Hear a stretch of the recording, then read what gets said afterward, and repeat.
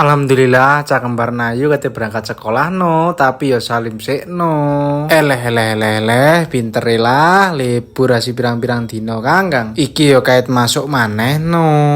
Kok moro-moro wis gede menduk, nduk sepiro wene sampe nangkrem nang ngene tengi mama iki. Kok awan menduk mulih nduk? Jarene kembar yo awan Pak, soalnya latihan nari. Mari mulai sekolah karo babone kembar jak ngamen golek sego ampok Kang. Kok golek tuku Kang? Dipadani ambek wedi Kang golek barang. No Mas serangane jan pitik tok Kang jan koyo blenger iki. Dadakno kok pinter babone kembar njaluk sego ampok Kang lek sarapan. Yo panggah dilayani ae no. Iki mangko bungkus angkur rada dihapusi Kang nek kulawe iwak asin kuno dendeng ragi yo. Wis mari mangan wis sego ampok aku yo merep pelencet ngulon yo ngaritno Kang.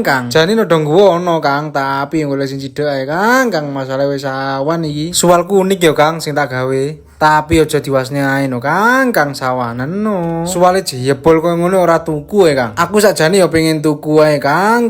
Tapi yo piye maneh Kang tak gawe dulu bedah iki. Masih sik anyar gres 2 dino apa 3 dino ya bedah no. Sampai mblenger Kang aku tuku suwal anggur ngene iki digawe pokoke rangkepane no. Ndane ra ono rangkepane Kang manuke miber nandi belae no. Yo lek miber mencok wit ora apa-apa Kang mencok bekecot ora belae niki. No kene iki ya dadi padangi ae no Kang. Masalah wis ana udan Kang ndang dilepno mbek banyu tretong. Ngarite ya ora akeh Kang ya kaya biasae no 2 unting ae no. Malih ke laut Kang ora mergul belas ki wis mergule. Tapi piye maneh Kang repot ae iki. Tapi lek masalah ngarit ya ora kena ditinggal Kang.